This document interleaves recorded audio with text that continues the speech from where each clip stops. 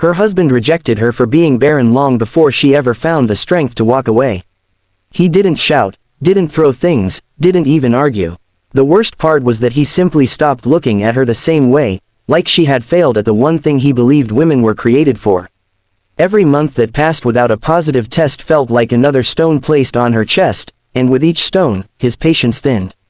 Eventually, the distance between them grew so wide that even breathing in the same house felt like standing on opposite ends of a sinking ship. The day he finally said the words, "Maybe you're not meant to be a mother. This marriage isn't working anymore," she felt herself collapse from the inside out. It wasn't the rejection that broke her. It was the fact that she had spent years trying to be enough for a man who had never really loved her beyond her potential to give him children. She packed her bags quietly, left without a fight, and moved into a small apartment on the edge of town. Lonely, ashamed, and unsure of who she was without the title of wife, she spent her days working at a local bookstore and her nights staring at the ceiling, convincing herself that she didn't need anyone. But life has a strange way of bringing people together at their lowest. One rainy evening, while she was closing the shop, the bell over the door jingled.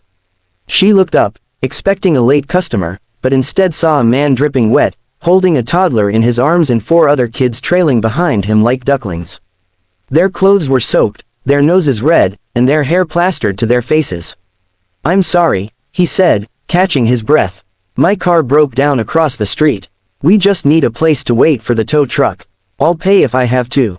She hurried them inside, grabbing towels from the staff restroom and calming the littlest ones, who were shivering. The oldest girl, maybe 10 or 11, kept apologizing for the mess, but she only smiled and reassured her.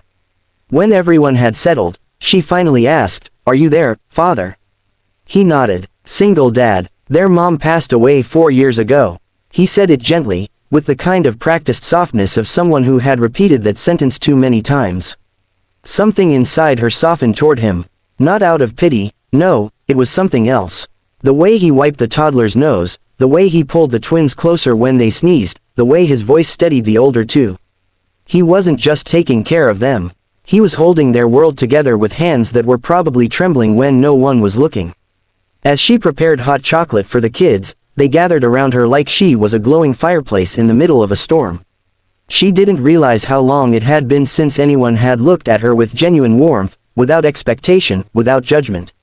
By the time the tow truck came, the children were laughing, wrapped in blankets, with chocolate mustaches decorating their faces.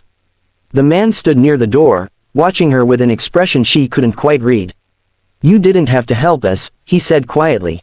"You didn't ask for anything unreasonable," she replied. He hesitated. "Still, thank you. It's been a long time since a stranger was kind to us." Before she could respond, his youngest tugged on her sleeve. "Are you gonna be our friend?"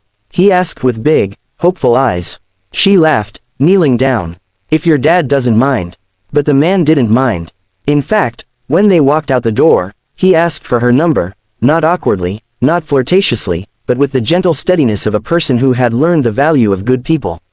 The days that followed were slow and unexpected. He would stop by the bookstore with the kids after school. Sometimes they'd bring drawings they made for her, sometimes they'd help her restock shelves. And sometimes the man, whose name was Adam, would linger a little longer, telling her stories about the chaos and joy of raising 5 children alone. She found herself laughing more, breathing more easily. The ache of her past hadn't disappeared, but it no longer felt like a wound, more like a scar that was beginning to fade. One evening, as they all sat on a park bench watching the kids chase each other under the fading sunset, Adam looked at her with the same unreadable expression he'd worn the first night. "Can I ask you something?" he said. She nodded. "Why do you look sad sometimes? Even when you smile?" She froze, not because he asked, but because no one had noticed before. She took a deep breath. "My husband left me because I couldn't give him children." For a long moment, he didn't speak.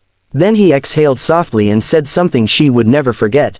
"Children don't make a family.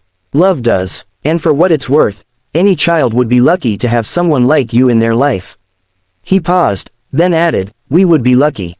Her chest tightened, not with pain this time, but with something warm, tender, and terrifying.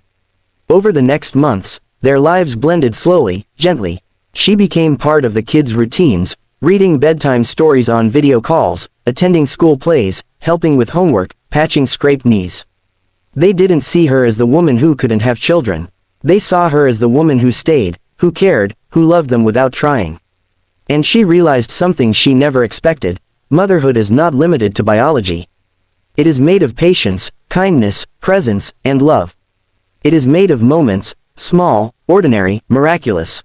The day Adam finally held her hand, he did it the way he did everything, with quiet steadiness. "I don't know what the future holds," he whispered, "but I know I want you in ours. If you'll have us." She didn't answer right away.